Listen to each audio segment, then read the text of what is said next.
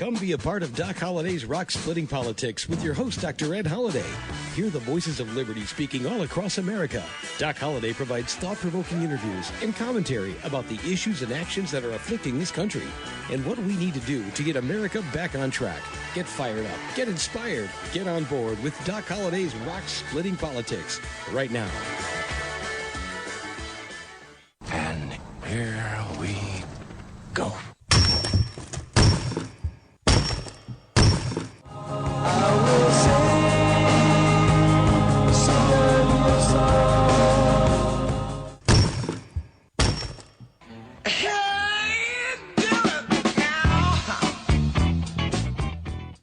And once again, that is the sound of rock cracking. And as you hear the rock cracking, maybe you hear Santa Claus, sleigh bells ringing, because this is the week of Christmas.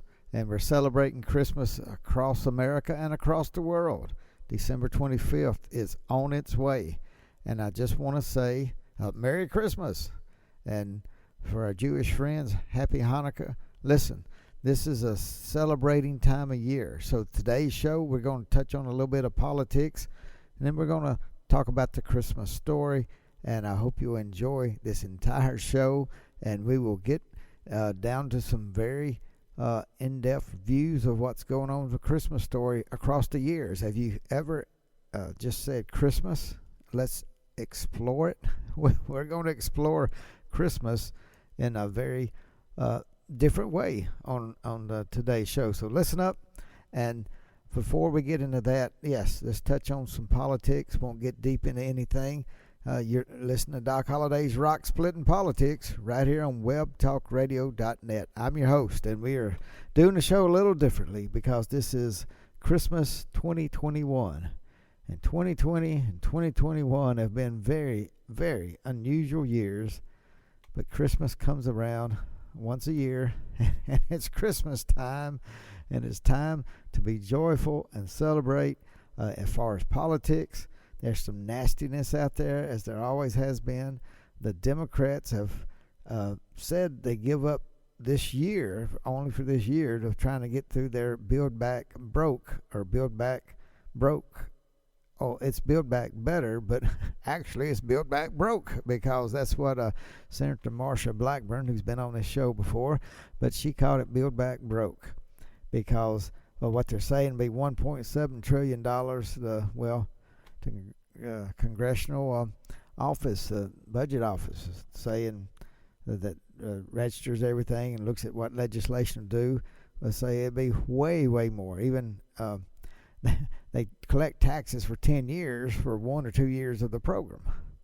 That makes no sense. Of course, that's what they're trying to hide. But so far at this point in the year, as it gets close to the end of the year, Chuck Schumer said we're going to push this off into the next year and to Build Back Better, mainly because Senator Manchin and Senator Sinema from Arizona, they so far have not signed on to the Build Back Broke program. We're already going broke with inflation going out of control. But the serious thing about it is they're going to try to push through this socialist election system, federalize the elections, so Washington controls every state. It's very barbaric and dangerous kind of, it's just looking right at socialism, fascism. That's what the elections, that's what the Democrats are pushing for. And the only way they can get it through is getting everybody to vote and getting the vice president to vote. That's not consensus of the American people. I sure hope that will fail. The last thing we need is fascism in America through the elections pushed by the Democrats. But that's what, as far as we're looking at the politics, there's one thing when I talk about fascism, forcing people to do things that the government should not be forcing. And then we see these different leftists pop up out of nowhere and different all over the country, with things you never thought you would see for years, my entire lifetime, trying to drive people toward King's dream, Dr. Martin Luther King Jr., when he said, let's base things on the content of the character of a person, not on the color of the skin. And yet we just saw last week we're a school, an entire school teaching children this, that there's going to be a time, but only for the people of color. And so Fox News brought this out to Dr. Carol Swain, an African American that's stood up strong against this type of racism. But listen to her, and we'll play this clip from Fox News. Thank you, Janice. Thanks, JD. Of course. Meantime, switching gears to this, modern-day segregation. An elementary school in Denver under fire for their playground night exclusively for families of color. Dr. Carol Swain, president of the reconstituted 1776 Commission, here to react. Dr. Swain, great to see you as always. How much of a slap in the face is this to those who fought so hard and sacrificed so much in the actual civil rights movement? Well, it's a rejection of Dr. Martin Luther King's vision that people would be judged by the content of their character rather than the color of their skin. And it is a setback for all of us who have fought for integration. And I believe that in many cases, it is a violation of our civil rights laws. It's something we ought not to be doing. Dr. Swain, why does the left seem so determined to divide us based upon the color of our skin? Well, I can tell you that progressives have always been racist. They have always supported segregation. If we go back to the Democratic Party, it was the party of segregation. And so a few years ago, there was all this discussion about the big switch, how the Democrats and Republicans had switched, and that, you know, Democrats were the party of civil rights. And we see that what they have done is to turn the country backwards towards segregation and towards policies that treat racial and ethnic minorities as if they were inferior. It's horrible what we're seeing. We certainly hope that something changes, because this is not how a united country stands. Meantime, so who's trying to drive division in America? Well, it's the leftist. You see them at work all over the country. They want division. They want separation. They want desperation. They want crisis. They want more and more money spent. And there's some people out there in the Democratic Party, call themselves progressives, call themselves liberals, and they mean good. They really want to spend money and help people. But how can you spend money we don't have, and it's costing our kids and grandkids and great-grandkids? It's going to cost their style of living. They're not going to be able to keep up when they owe so much debt. But the biggest thing about that right now is because they are people who understand in a socialist and communist mindset to get rid of America, put America deep, deep in debt, and destroy the status quo. So all Democrats, I don't mean to say they are pushing this, but they are being pushed by the socialists who got a ring through their nose and are dragging them to the left. And so many of them say, I just want this. I just want peace. Give peace a chance. Let's pour all this money into the schools. Let's pour all this money.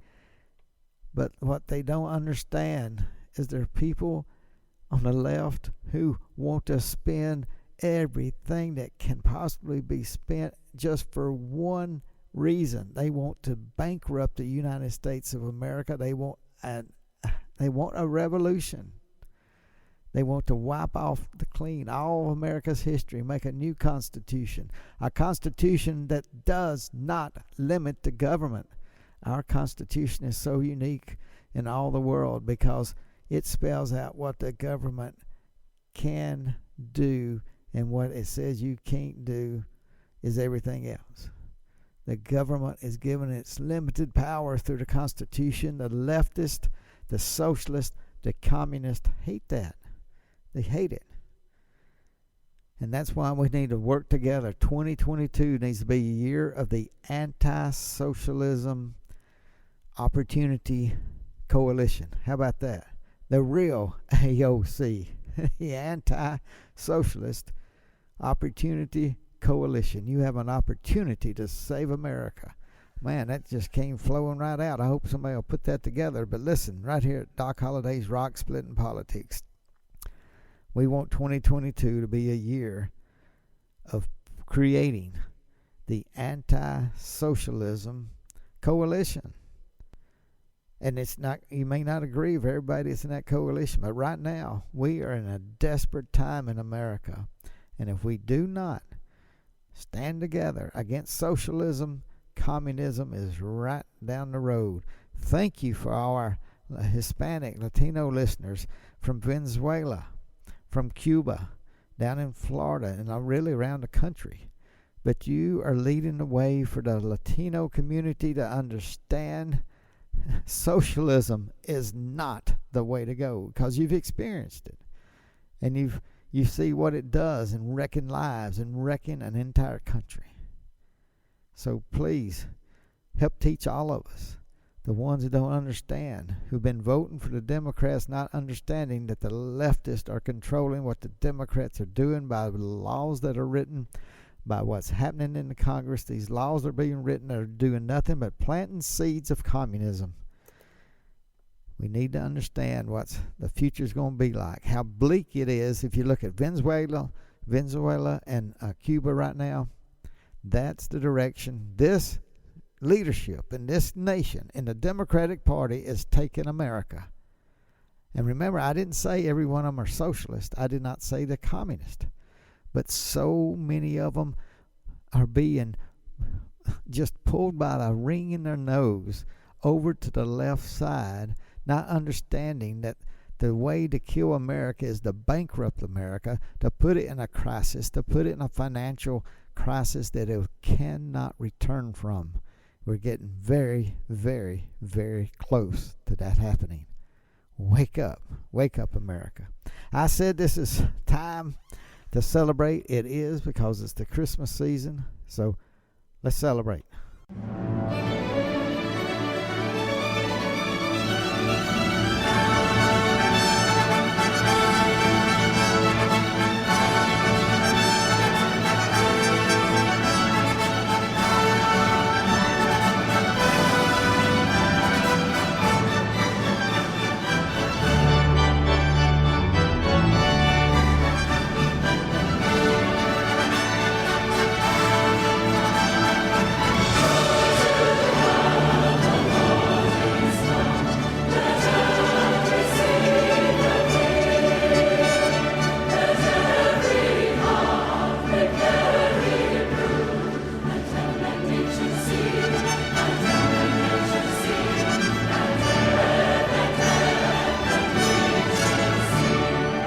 All right, that's music and a wonderful the Christmas season from the Mormon Tabernacle Choir singing that joy to the world. And there's so many songs. You think about the songs of Christmas.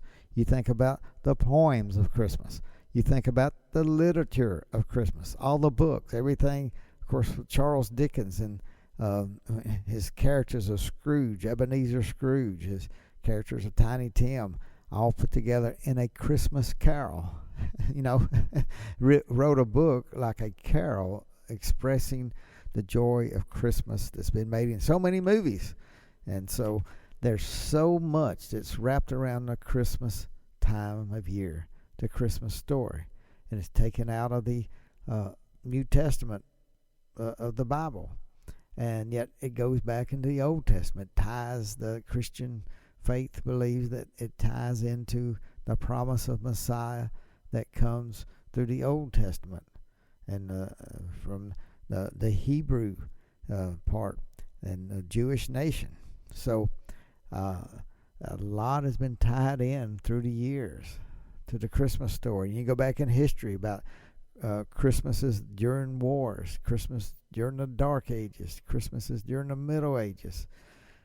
There's so many things you can look at in history, and even the fact that Christmas, when they picked December 25th, right after so many pagan holidays because of the winter solstice on the 21st, and there's so much that you can tie in, everything from Christmas trees from the Germanic area in Europe all the way to there's so many traditions that tie into it. But I can remember, and this is what I was going to tell everyone listening there, I know your own family has different Christmas stories, what's happened during the Christmas season, what you remember as a child, and the Santa Claus. And some people had Santa Claus, some people didn't. Some people thought Santa Claus was real, and some people still do. How about that? For our kids out there, they're listening in, I want to tell you that Santa Claus can bring some amazing gifts. And sometimes when you stay up all night, it makes it hard on Santa Claus to come in and bring the gifts when you're trying to catch him bringing in the gifts. So a lot of things that are tied all into the story of Christmas. But let's go back and look at the real Christmas story in a way that some of you have never seen it before. I say some of you, and as I tell the Christmas story, I can remember tying in some things that some of you may hear for the first time. But I want to just talk about the Christmas story and the joy it brings. It makes me think about, even in the famous book, The Grinch Who Stole Christmas by Dr. Seuss, when the Grinch just planned and planned to steal all the gifts and all the Christmas presents and everything, all the trees, the decorations, everything in Whoville that had anything to do with Christmas, he was going to pack up and take away. And he did. And you remember the people came out and they still sang. They still sang the song of joy. And there's something about that that is so deep into the human soul. And what Christmas means, and the birth of Jesus to the Christian faith, was the gift that when we hear Martin Luther King Jr., we remember what we said. He said, here in America, where he said he believed in a dream when a person would be, they'd be recognized by their character, not the color of their skin.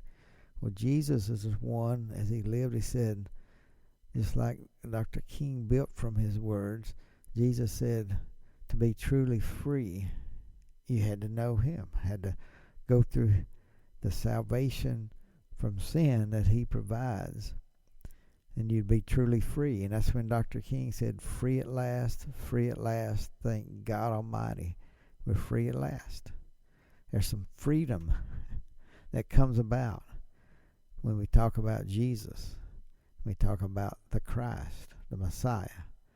And when he came to earth in human form, and that's what Christians celebrate, that he came to earth in a human form, and we call it Christmas, and we pick December 25th, and in some parts of the world it's a little bit later.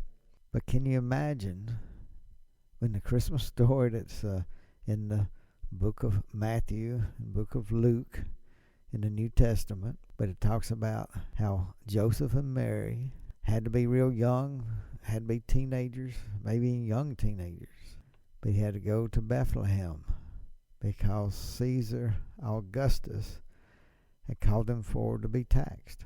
Isn't it unique how it ties into history where even Caesar Augustus is written up in the Bible?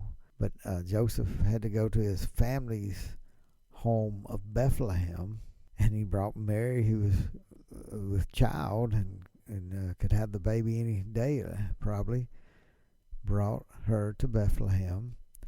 And it specifically says there's no room for them in the inn. So where did they stay?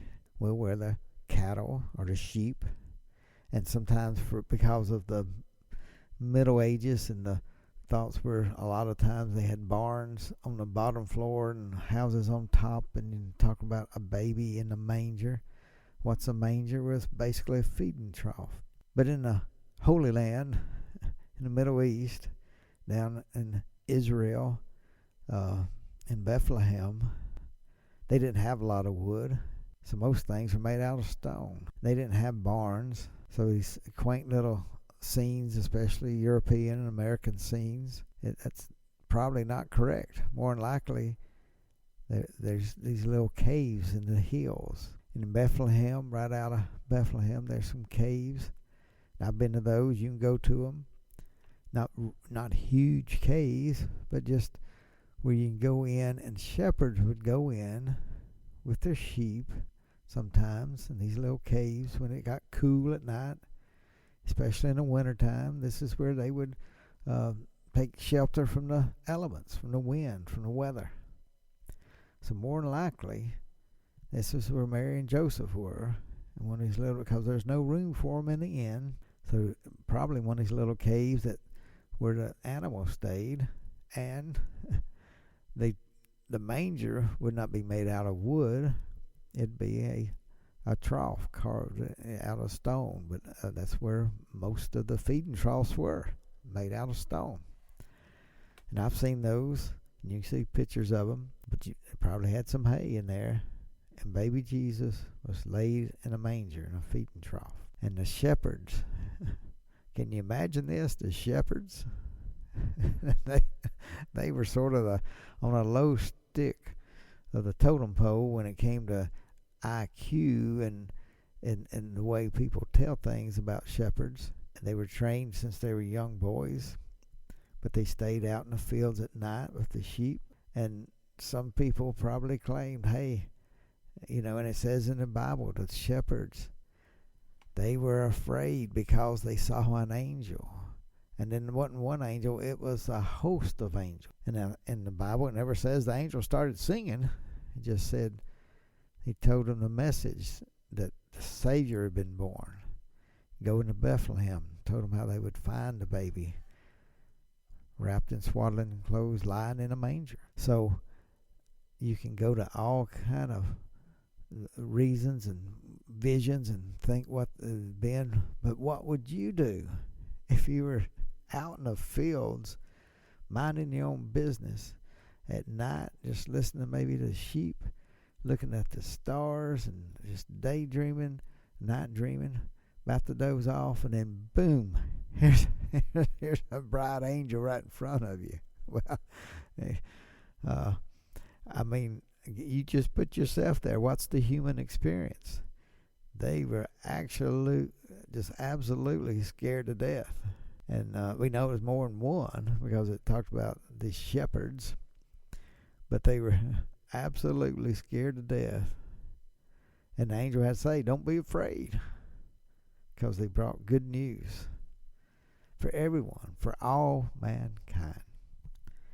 And some people have always thought, well, this is just written up as a bogus story. I mean, you can't write bogus stories like this because it's so woven into the human fabric of what it's like to be human, and the need for a Savior, and a need to know there's a way of salvation. So the shepherds ran. It didn't say they went, they ran. And can you imagine them going through the streets of Bethlehem looking for baby Jesus? Shepherds, this is where I said some people looked at shepherds as the low end of the totem pole in IQ at the time. And when they came running in, everybody thought, man, these shepherds have been drinking. They need to be watching their sheep.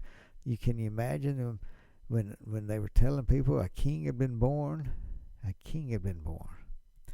And they thought, these shepherds are crazy. Did you know that King Herod, and the Bible talks about King Herod, but he had Herodium. And I've been to the Herodium. It's just outside the outskirts of Bethlehem. It's visually where you can just about see it. And it could even be, we don't know, but at the time, you might be able to see the lights of Herodium, a great palace outside of Jerusalem near Bethlehem. It could have even been that the shepherds could see the Herodium and thinking that's where the baby is. The king has been born, King Herod's palace. But no, the angel specifically said, you'll find him in Bethlehem lying in a manger. And that's where the shepherds went, startled. And then they ran and they found the baby. And they told Mary what had been said. And what does the Bible say? It says Mary treasured these things in her heart. Basically it was reinforcing everything that had been told. And when an angel told her she was going to have a baby, it's going to be God's son, and she had to explain that to Joseph. Can you imagine when the shepherd said that? It's like a relief, saying, when it said she treasured these things in her heart, it's like, I'm not crazy. I'm not crazy. These shepherds may look crazy, but they're telling me what I need to hear. And then when we look at the picture of that night, and was it cold? How cold was it? Do we know? All we know is the shepherds had come. And then, and said what they had said. And then the wise men. Did they come that night? No. The wise men. Where did they come from? The story from the New Testament says they came from the east. Now, why would shepherds be coming to the east? I mean, not shepherds. Why would the wise men be coming from the east? Well, it's because somewhere in the land of what we would call today, maybe Iraq, Iran, in that area, the old Babylon is in the nation of Iraq today.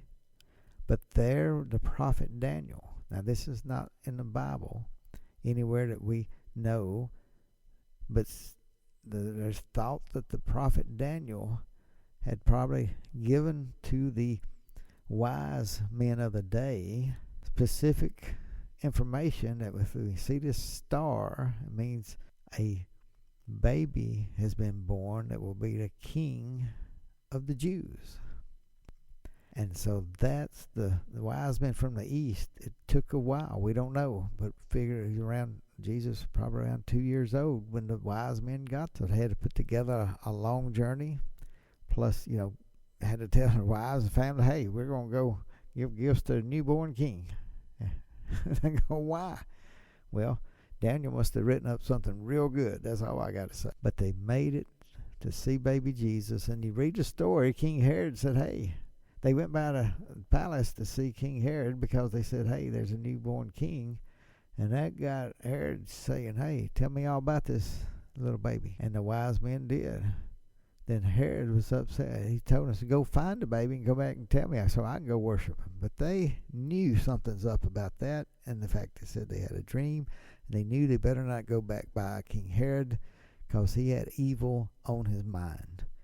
And sure enough, an angel got Joseph in a dream to say, you better get down to Egypt and get safe until King Herod's out of the way. And God could have moved King Herod that night, could have removed him off the face of the earth, but he just said, no, told Joseph, you get out of the way until the coast is clear. And a few years later, the coast was clear, and Joseph and Mary and baby Jesus came back. And then the life and times of Jesus is continued in the New Testament. So we celebrate the birth of Jesus, the birth of someone who said, if you want to know freedom, if you want to be really free, then follow me. And it started with the baby in the manger at night when shepherds were scared by the angels, and then the wise men came that tied in the ancient history that moved with prophecy, that moved forward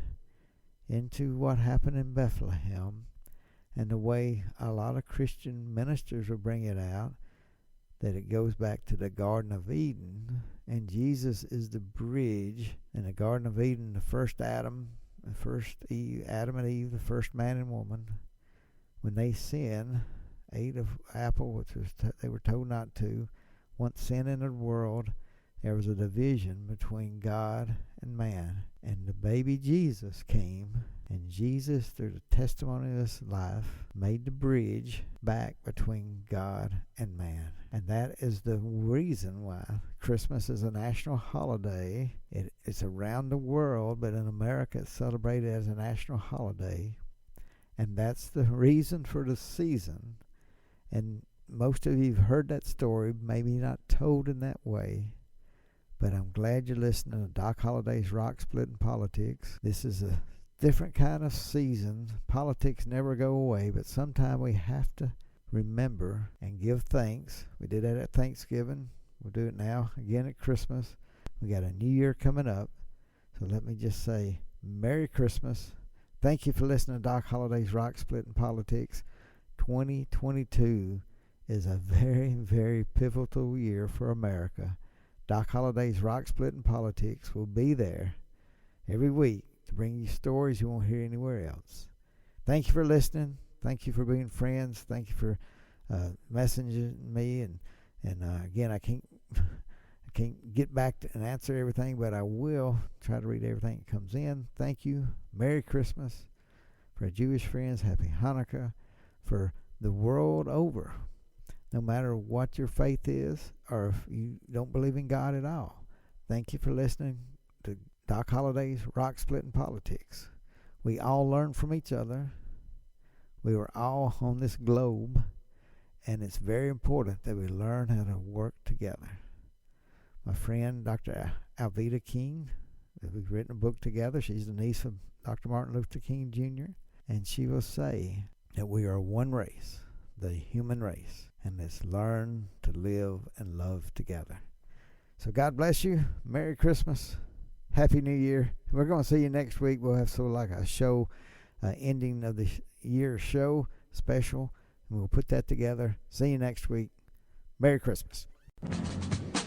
Thanks for joining us today, and remember to listen again next week for another edition of Doc Holliday's Rock Splitting Politics. You can order Ed's new book, Bedrock Truths, by clicking on the book cover right in front of you on the screen, or visit docholliday.org. Thanks for listening, and we'll see you again next week.